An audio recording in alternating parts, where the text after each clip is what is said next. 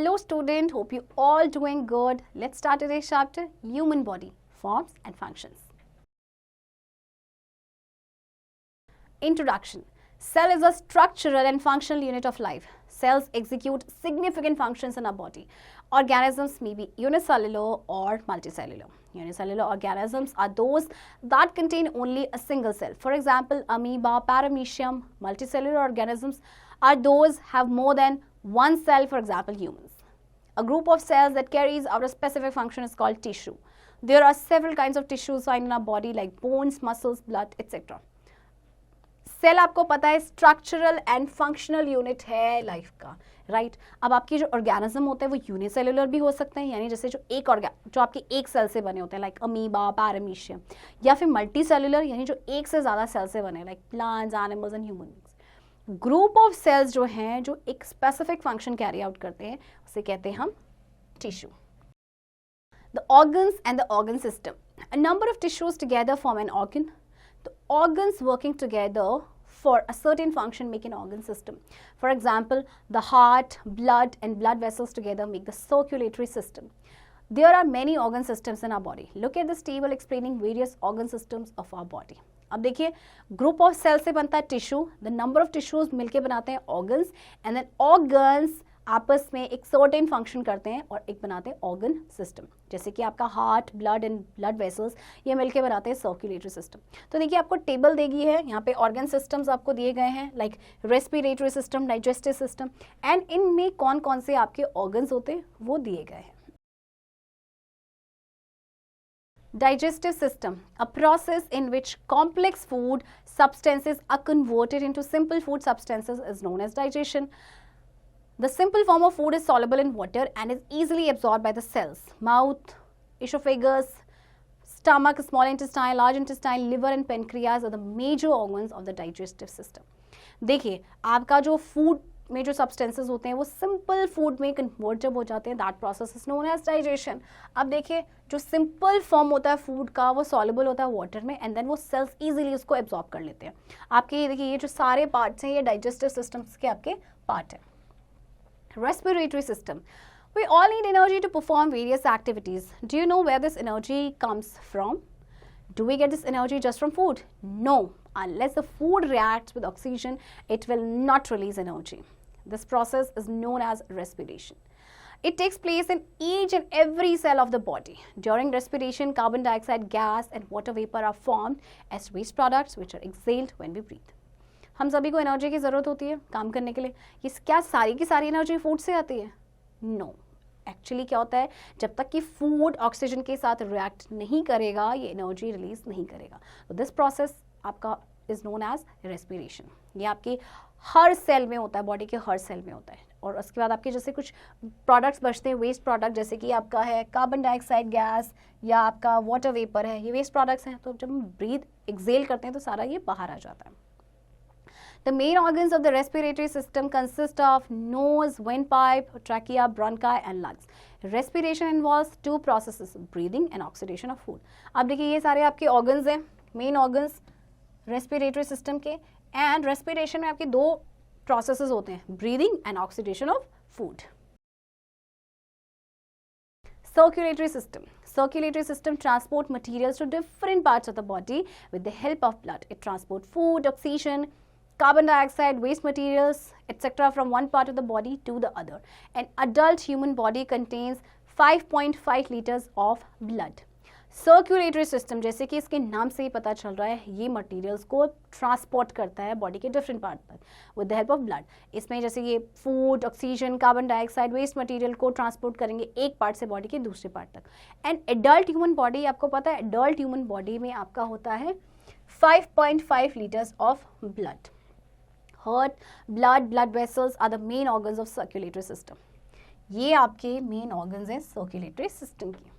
Did you know the color of blood is red because of the presence of a red pigment called hemoglobin in the RBC, red blood cells. Blood का color red होता है because of a pigment, red pigment जिसका नाम है hemoglobin. Nervous system. Nervous system coordinates the various systems of the body. It is because of this system we feel changes around us and are sensitive to heat, cold, pain, odor, etc. Brain, spinal cord, nerves and sense organs are the main parts of the nervous system. Nervous system जो है वो बाकी के जो systems है body के उनके साथ कोऑर्डिनेट करता है और इस सिस्टम की वजह से हमारे आसपास जो चेंजेस होते हैं उसे फील कर पाते हैं और जैसे सेंसिटिव होते हैं हम हीट, कोल्ड, पेन, ओडर की तरफ. अब इनके मेन पार्ट्स क्या हैं आपके नर्वस सिस्टम के? Brain, spinal cord and nerves and sense organs. Human body has 5 sense organs: eyes, ears, nose, tongue and skin. Our nervous system controls all our body activities. 5 sense organs तो आपको पता ही आपके कौन कौन से. हमारा जो नर्वस सिस्टम होता है हमारी सारी बॉडी की जो एक्टिविटीज़ है उनको कंट्रोल करता है. Did you know human brain is the most important organ of the body? It weighs approximately 1.5 kg. Brain, human brain जो है हमारी बॉडी का इम्पॉर्टेंट ऑर्गन है और इसका वेट अप्रॉक्सीमेटली होता है 1.5 kilogram. Excretory system. As a result of various chemical processes in our body, waste materials such as ammonia and urea are formed. अब देखिए कुछ हमारी बॉडी में केमिकल प्रोसेसेस होते हैं जिसकी वजह से कुछ वेस्ट मटेरियल प्रोड्यूस होते हैं लाइक अमोनिया या फिर urea. The internal organs would be affected if these waste materials are not removed from the body. The removal of waste materials from the body is called excretion.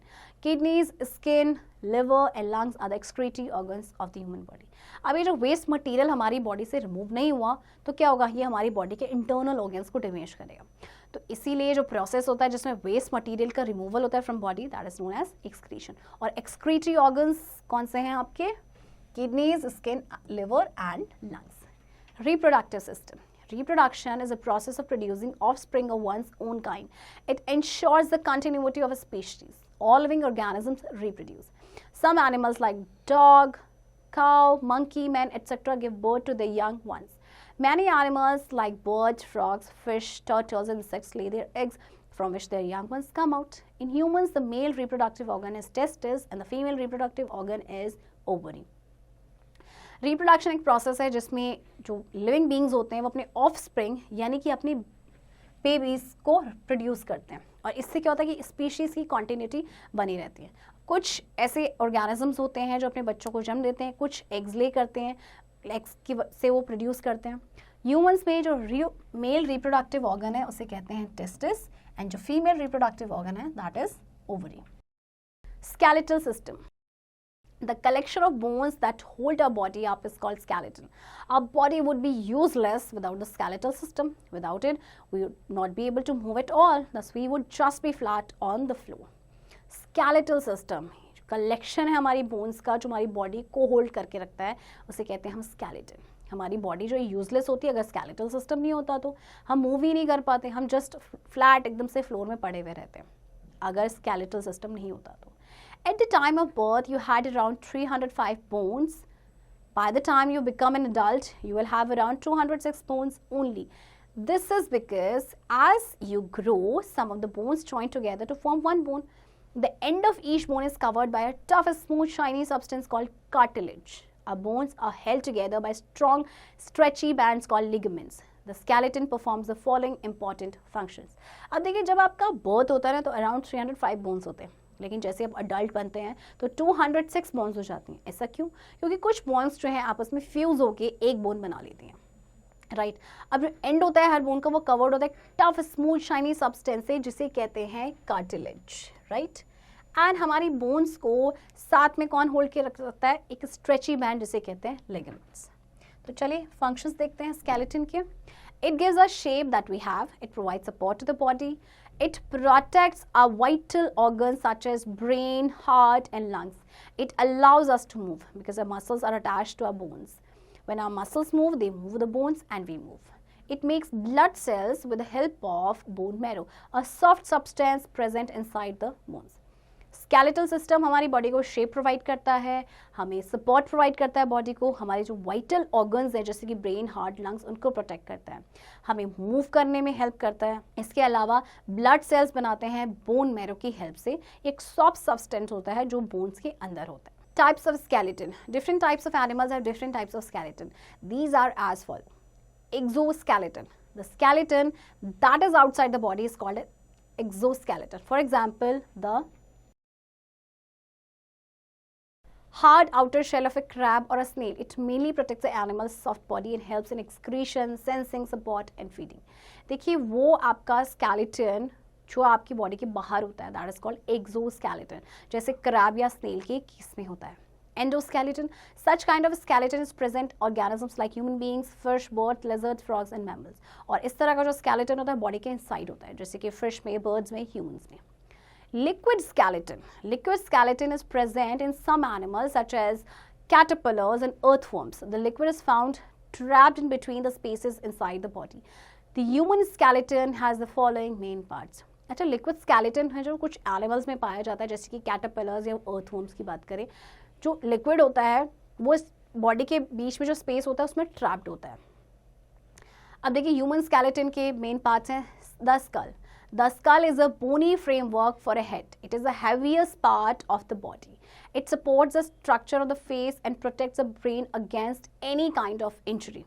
The cranium is a part of the skull that protects the brain in its cranial cavity. The human skull consists of 14 facial bones that form the lower front of the skull and provide the framework for most of the face. Skull जो है बोनी framework है head का, ये heaviest part होता है body का. ये face के स्ट्रक्चर को सपोर्ट करता है एंड ब्रेन को प्रोटेक्ट करता है किसी भी इंजरी से. क्रेनियम. क्रेनियम जो है ये स्कल का पार्ट है जो ब्रेन को प्रोटेक्ट करता है और ये होता है क्रेनियल कैविटी में. ह्यूमन स्कल में आपके 14 फेशियल बोन्स होते हैं जो कि आपका जो लोअर फ्रंट होता है स्कल का उसको बनाते हैं एंड फेस को जो है फ्रेमवर्क प्रोवाइड करते हैं. The spine, backbone. This is a long bony structure which starts below the waist and ends at your head, along with the muscles in your back. It allows you to stand upright. The spine is formed of 33 small ring-like vertebrae joined to each other. The vertebrae are the bones of the spine that together support the entire body. The backbone is divided into 5 regions: the neck, the chest, abdomen, hip and tail. अब आपका जो spine यानी backbone जो है ये long bony structure है जो कि आपके वेस्ट के बिलो से स्टार्ट होता है एंड आपके हेड पे आपका एंड होता है. इसमें आपके मसल्स भी होती हैं बैक में. ये आपको खड़े रहने में स्टैंड अपराइट में हेल्प करता है. स्पाइन आपकी 33 जो है स्मॉल रिंग लाइक वर्टिब्रे से बने हैं जो जॉइंट हैं आपस में. वर्टिब्रे जो हैं बोन्स हैं स्पाइन की जो कि सपोर्ट करती है इंटायर बॉडी को. तो बैकबोन जो है वो आपका डिवाइडेड है 5 रीजन्स में. तो ये है वो आपके 5 regions. The first 24 vertebrae join together by sponge-like cartilage and form a hollow tube. Through this tube passes the main nerve cord or the spinal cord. The spinal cord is a bundle of nerves that takes messages from the brain to the body. आपके जो पहले 24 vertebrae हैं ये joint है आपके sponge like cartilage से and एक hollow tube बनाते हैं. इस ट्यूब से पास होते हैं आपके जो मेन नर्वस कॉर्ड है या स्पाइनल कॉर्ड. अब जो स्पाइनल कॉर्ड है आपका ये बंडल ऑफ नर्व्स है जो मैसेजेस लेके जाता है ब्रेन से बॉडी तक. Did you know any serious injury to the spine, particularly to the neck area, cervical spine can cause a permanent interruption in the messages from the brain to the body. You may no longer be able to move your arms or legs. This is what is known as being paralyzed. देखिए अगर कोई serious injury हो जाती है आपकी particularly spine में neck area के पास तो क्या होगा, इससे परमानेंट इंटरप्शन हो जाता है जो आपको मैसेजेस ब्रेन से बॉडी तक मिलते थे और इसके बाद आप अपनी आर्म्स या लेग्स को मूव नहीं कर पाएंगे and this is known as paralysed. The ribs, chest bone. The ribs are flat, thin curved bones that form a protective cage around the organs in the upper body. They include 12 pairs of semicircular bones. जो ribs होते हैं आपके flat होती है, thin और curved bones होती हैं. जैसे कि आपको देखिए इसमें दिख रहा है. अब आपका क्या है कि इसमें 12 pairs होते हैं semicircular bones की. The first 7 bones are called the true ribs. Remember that पहली 7 bones को true ribs कहा जाता है.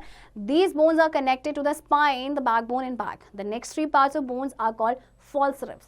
अब आपकी जो next 3 pairs होते हैं bones के उन्हें कहते हैं false ribs. These bones are slightly shorter than the true ribs and are connected to spine and back. ये bones जो होती है वो थोड़ी सी shorter होती है true ribs से and connected होते हैं spine से back. The last 2 pair of ribs are free and are called floating ribs, while the first pair is attached by the cartilage to the breastbone at the front. Floating ribs are smaller than both the true ribs and the false ribs. The ribs protect the heart and lungs from injuries and shocks that might damage them. अच्छा, अब इसके बाद देखिए जो last के जो 2 pairs हैं ribs के, ये फ्री होते हैं और इन्हें कहते हैं फ्लोटिंग रिब्स, जबकि जो फर्स्ट पेयर होता है आपका वो अटैच होता है by the cartilage to the breast bone at the front. Floating ribs आपके स्मॉलर होते हैं, true ribs and false ribs दोनों से ही. तो रिब्स जो हैं आपके जो इंटरनल ऑर्गन्स होते हैं लाइक हार्ट एंड लंग्स, इनको प्रोटेक्ट करते हैं किसी भी इंजुरी से. The shoulder girders, these consist of 2 bones. These are also known as pectoral girdle. Each girdle include the clavicle collarbone and the scapula shoulder blade. The clavicle connects the upper arm to the trunk of the body. The scapula shoulder blade is a large triangular flat bone on the back side of the rib cage. अब देखिए इसमें आपके 2 bones होती हैं, इनको बोलते हैं pectoral girdle. हर girdle में आपका होता है क्लाविकल या बोलते हैं जैसे collarbone and scapula shoulder blade. जो क्लाविकल है आपका ये कनेक्ट करता है अपर आर्म को बॉडी के ट्रंक तक, एंड जो स्कैपुला या जो शोल्डर ब्लेड होती है ये लार्ज ट्रायंगुलर फ्लैट बोन होती है रिब केज के बैक साइड में. The hip girdles, these consist of 2 bones and are known as the hip girdles. These consist of 2 bones and are together known as the pelvic girdle. Both the pelvic girdles join to form a bowl-like structure called the pelvis. This provides protection to the internal organs of the abdominal area. अब ये इसमें आपके hip girdle में क्या होते हैं, इसमें आपके 2 बोन्स होती हैं जो आपकी साथ में होती है, जिनको बोलते हैं पेल्विक गर्डल. जो पेल्विक गर्डल्स होते हैं आपकी दोनों ही, ये क्या करती हैं, एक बोल जब ये ज्वाइन होती है तो बोल लाइक स्ट्रक्चर बनाते हैं और जिनको कहते हैं पेल्विस. इससे क्या होता है कि प्रोटेक्शन मिलता है इंटरनल ऑर्गन्स को जो अब्डोमिनल एरिया के होते हैं.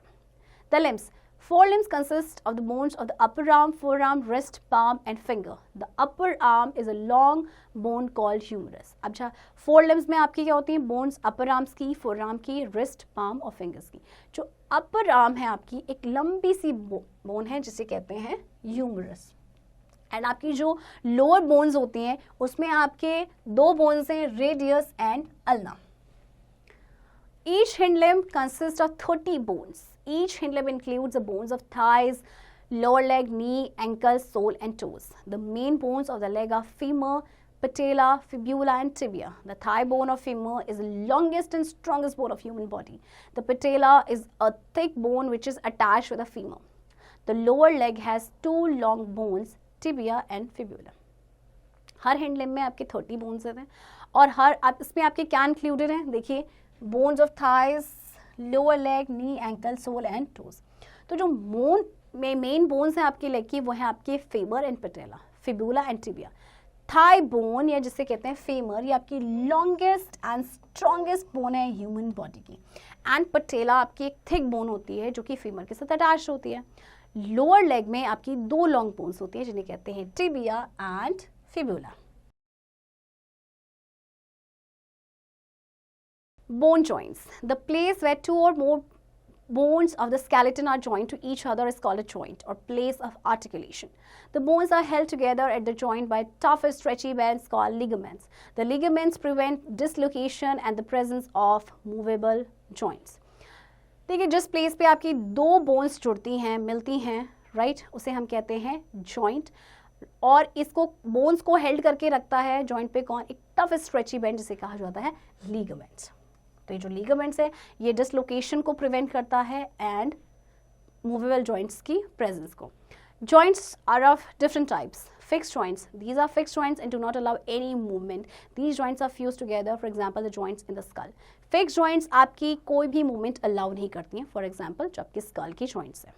Ball and socket joint, these joints are formed where the rounded head of one bone fits into the socket like cavity of another bone. For example, the shoulder joint and the hip joint. These joints allow freedom of movement in all directions. आपकी ball and socket joint जो है हर direction में ये freely move करते हैं. और ये कैसे बनते हैं, जब राउंडेड हेड होता है एक बोन का, फिट हो जाता है सॉकेट लाइक कैविटी में दूसरी बोन के, राइट, जैसे कि आपके शोल्डर जॉइंट है या फिर आपका हिप जॉइंट है. Hinge joints, these joints make movement possible in one plane only. These occur where the convex surface of one bone fits into the concave surface of another bone. Example, the joints of knee, elbow and ankle. ये जो joints होते हैं आपके, ये एक ही plane में इनका movement possible हो पाता है। और ये क्यों होता है? क्योंकि देखिए जहाँ पे आपका कॉन्वेक्स सरफेस होता है एक बोन का, वो फिट होता है कनकेव सरफेस पे दूसरे बोन का। एग्जाम्पल्स हैं आपके ये सारे। Gliding joints. This type of joint allows limited movement as two bones are able to glide over each other. अब इस तरह का जो जॉइंट है वो लिमिटेड मूवमेंट ही प्रोवाइड कर पाते हैं क्योंकि जो दो बोन्स हैं वो एक दूसरे के ऊपर ग्लाइड करती हैं। Movable joints of backbone are gliding joints. Such joints have fluid around them to reduce friction so that bone is not damage. तो ऐसे जॉइंट्स के बीच में ना फ्लूइड्स होता है जिससे कि फ्रिक्शन रिड्यूस हो सके और बोन डैमेज ना हो। Pivotal joint. In this type of joint, the end of one bone rotates around the axis of another bone. This joint is between the radius and the ulna. For example, when the palm of the hand is turned inward or outward, the end of the radius rotates around the ulna. इस joint में आपका क्या होता है? जो end होता है एक bone का वो rotate करता है दूसरे bone के axis पे। ये जॉइंट आपका होता है रेडियस एंड अल्ना के बीच में। फॉर एग्जांपल जब भी जो हैंड का पाम होता है उसको इनवर्ड या आउटवर्ड टर्न किया जाता है तो जो एंड होता है रेडियस का वो रोटेट होता है around the ulna. Movement of bone. We know that bones are held together at the joints by strong cords called ligaments. A muscle is made up of bundles of fibers clenched together by connective tissue. Muscles help in the movement of the bones at the areas of joints. Bones are covered with muscles. Muscles are connected to the bones by tough cords called tendons. The muscles move the bones by their pull. Muscles आपको पता है bundles of fibers से आपके बने हुए हैं, right? जो कि आपके साथ में हैं by connective tissue. Muscles जो हैं हेल्प करते हैं बोन्स के मूवमेंट में at the areas of joint. Bones आपके कवर्ड है मसल से और मसल्स आपके कनेक्टेड है बोन से बाय टफ कॉर्ड जिन्हें बोला जाता है टेंडन्स. और मसल्स जो हैं मूव करते हैं बोन्स को by the pull. Locomotion in organisms. Locomotion enables the organism to move from one place to place. Movement is a major characteristic of all living organisms. Some animals show movement but do not show locomotion. Organisms such as sponges, some coral, sea anemones do not change their place but show movement without changing their position. अच्छा देखिए locomotion से क्या होता है कि organism जो एक place से दूसरे प्लेस में मूव करता है. मूवमेंट एक मेजर कैरेक्टरिस्टिक है किसी भी लिविंग ऑर्गेनिज्म का. तो कुछ एनिमल्स जो है मूवमेंट तो शो करते हैं बट लोकोमोशन नहीं. जैसे कि अगर हम इन ऑर्गेनिजम्स की बात करें तो ये क्या करते हैं, ये अपने प्लेसेस को चेंज नहीं करते हैं but they show movements without changing their position. Movement in fish. Fish can move very smoothly and quickly in water. The body of a fish is streamlined to reduce friction in water. Fish have fins that help them to swim in water. The muscles are arranged in multiple directions that allow them to move in any direction. Fish की body streamline shape में होती है जिसकी वजह से वो smoothly और quickly water में मूव करती है. इसके अलावा फिश के पास फिन्स होते हैं जो कि उसको स्विम करने में हेल्प करते हैं. मसल्स जो होती हैं वो मल्टीपल डायरेक्शंस में आपकी अरेंज्ड होती हैं फिश की जिसकी वजह से वो किसी भी डायरेक्शन में मूव कर सकते हैं. A wave passes down from the heel to the tail. The fin provides a platform to exert the thrust from the muscles to the water. अब क्या होता है जो वेव जो होती है पास डाउन होती है हील से टेल तक एंड जो फिन है वो एक प्लेटफॉर्म प्रोवाइड करते हैं थ्रस्ट को एक्सर्ट करने के लिए मसल से वाटर तक. Movement in snakes. Snakes have rough scale on the underside of the body which help in locomotion. Snake की बॉडी में अंडरसाइड रफ स्केल होते हैं जो उसको लोकोमोशन में हेल्प करते हैं. There are many vertebrae in snakes. Snakes में बहुत सारे vertebrae होते हैं. A number of slender muscles connect the adjoining vertebrae, ribs and skin. These muscles help the snake to move forward by making many loops. Each loop gives the forward push against the surface. तो देखिए number of slender muscles होती हैं जो कि adjoining vertebrae के साथ connected होती हैं ribs and skin के साथ. एंड ये जो मसल्स होती हैं स्नेक को मूव करने में हेल्प करती है forward by making many loops. तो क्या होता है हर लूप जो है एक फॉरवर्ड पुश देता है against the surface. Movement snail. Snails have a flat, strong, muscular foot that helps them to move slowly. The shell of the snail produces a liquid called mucus which helps in locomotion. When the snail moves, the shell is dragged along with the body. Snail की एक flat strong muscular foot होता है जो कि उसको slowly move करने में help करता है. जो शेल होता है स्नेल का वो एक लिक्विड प्रोड्यूस करता है जिसे कहते हैं म्यूकस जो कि लोकोमोशन में हेल्प करता है. तो जब स्नेल मूव करता है तो शेल जो है वो ड्रैग होता है along with the body. Movement in birds. Birds have wings which help them to fly. Wings give a large area to push down the air and lift up the bird. The tail helps to control the direction of movement. The muscles of the breast help birds to withstand the pressure of air. They are warm-blooded animals and have high metabolic rate which provides them with a lot of energy. Birds के पास wings होते हैं fly करने के लिए. Wings उनको एक बड़ा सा एरिया प्रोवाइड करते हैं जिससे कि वो पुश डाउन करते हैं एयर को एंड लिफ्ट अप करते हैं बर्ड को. टेल्स जो है डायरेक्शन को कंट्रोल करने में हेल्प करती है, राइट. डायरेक्शन जो मूवमेंट होता है एंड जो मसल्स होती हैं ब्रेस्ट की वो बर्ड्स को हेल्प करती हैं कि वो प्रेशर को झेल सकें. ये वार्म ब्लडेड एनिमल्स होते हैं, इनका हाई मेटाबॉलिक रेट होता है जो कि इनको लॉट ऑफ एनर्जी प्रोवाइड करता है. Movement in earthworms. The body of an earthworm is elongated and segmented. They move by stretching out its body in front and then pulling it in its back end. The muscles on the body wall of the earthworm helps it to extend and pull its body.